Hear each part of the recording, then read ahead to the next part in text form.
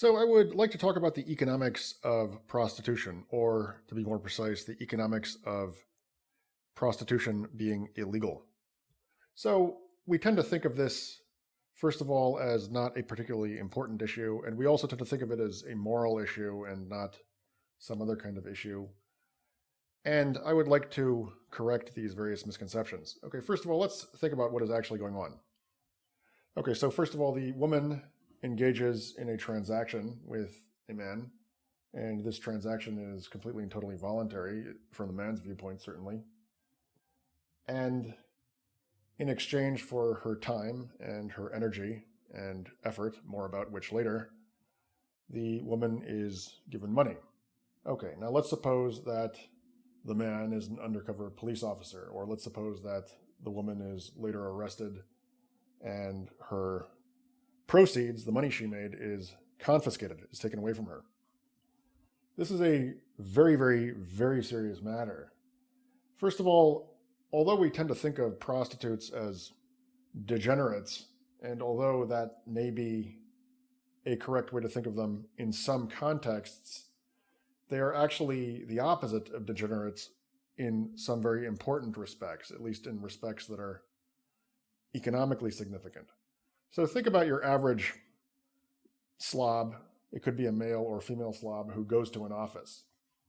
They can look terrible. Okay, they can be out of shape. They can smell bad. They can be rude to pretty much everyone, with the exception of the boss, possibly. And they go there. They probably don't even open their briefcase. They sit there. They basically do nothing. This is not true of all people, obviously, but it's true of many. And then they go back to their apartment at the end of the day. All right, now let's think about what a prostitute, or at least a relatively high-class one, does. Okay, let's focus on the high-class ones. They have to expend an enormous amount of energy in order to do what they do. The overhead is absolutely huge. And the overhead is very easy to be overlooked. It's easily overlooked by guys for obvious reasons. And it is likely to be overlooked by women because of envy.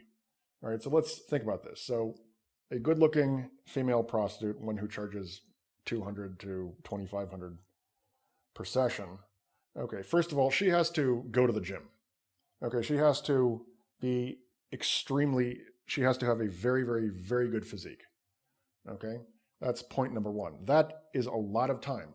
That is a lot of time and energy. And it's not simply enough for her to be in good shape, because, as any athlete knows, there's a big difference between being in shape on the one hand and having a body that is cosmetically appealing on the other. Those are different things. They're related, but they're different things. Okay, she may have had to invest in breast enhancement. She may have had to invest in other kinds of enhancement, maybe dental or orthodontia related work. And she also has to spend, now I don't know too much about makeup, obviously, but I know enough about hair and makeup from my relations with women to know that she has to spend a lot of time doing it. She has to smell good. She has to be clean. She has to invest an enormous amount in clothes, because even though men claim to be irritated with women who take a long time on their clothes, the reality is that men are enormously sensitive to these little cosmetic and clothing related decisions that women make. Women are not wrong to fuss about them. At least they are not wrong if their objective is to be attractive to men, which obviously, by supposition, a high-class escort is trying to be. And, we can have various views as to the moral feasibility of prostitution, and we can have various views as to its wholesomeness or lack thereof, but those views are just that. They're views, and those views are also deeply warped by bitterness, misogyny on the part of men towards women, by envy on the part of women, 98% of whom are less good looking than these women. And our views are also, what ends up happening is that in an attempt to validate these various prejudices, these various misogynisms and various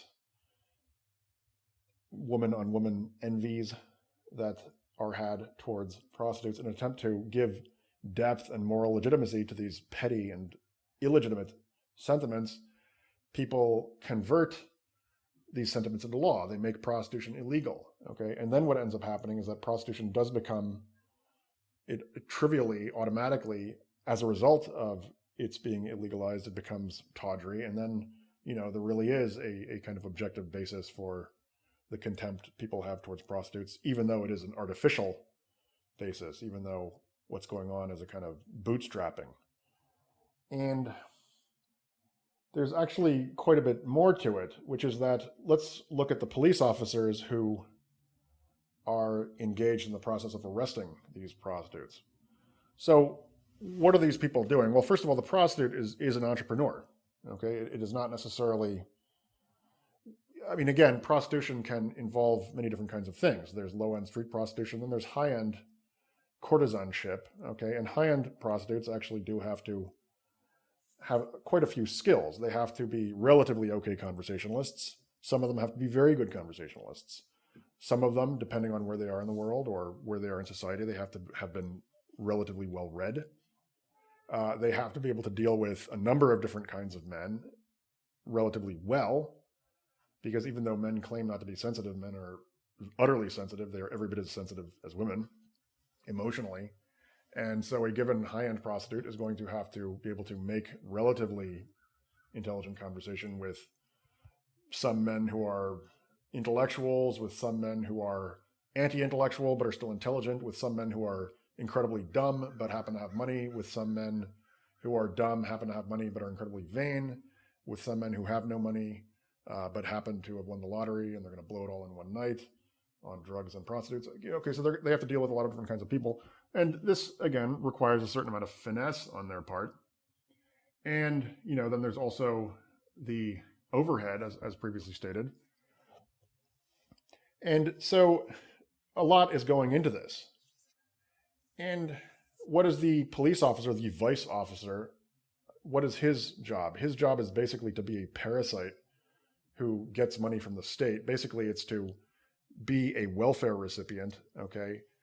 And so what he does is he is not an entrepreneur. He has to show no initiative at all. All he has to do is show up to an office and take orders. Literally every minute of his day is circumscribed.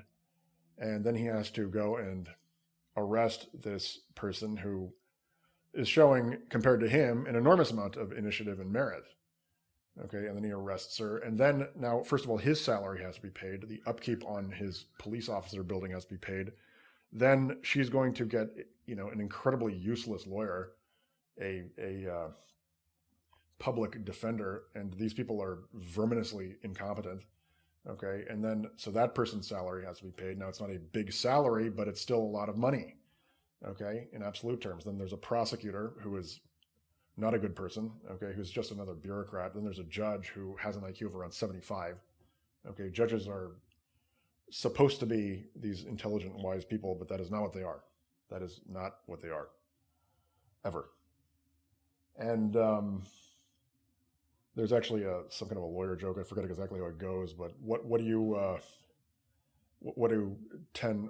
two lawyers who are, if two lawyers are talking to a retard, what do they call him? Your Honor. The joke goes something like that. Anyway, but so, and then the other thing is that a lot of these police officers must surely know that and I'm sure that many of them frequent prostitutes, and many of them probably will tell the woman they're about to arrest that they'll let her off if she gives them sexual favors. Okay, so there's a lot of hypocrisy. The police officers, to the extent that their limited minds are able to do so, they probably do know that they are useless parasites. And a lot of their activity, and a lot of the activity of useless bureaucrats in general, is probably a way of a lot of the rancor that they direct towards prostitutes, and a lot of the vigor that they pour into their totally useless endeavors is actually displaced self-hatred, and it's a way of deflecting blame of them for depleting public resources. It's a way of deflecting rightful accusatory sentiments towards them onto these rather hapless victims who are just engaged in the pursuit of happiness, or at least in the pursuit of wealth, which in our society is largely the same thing. And that's okay. I'm not contesting that. I'm a capitalist. I believe in the free market just as much as anyone else does.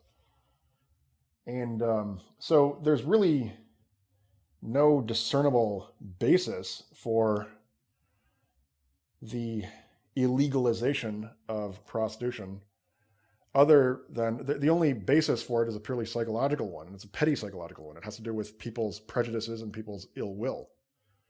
So I think that when we think in dispassionate economic terms about what prostitutes do, high-end ones, versus what their accusers and arresters do, I think that our rancor, our contempt, should be directed towards the authorities and not towards the prostitutes whom the authorities are victimizing.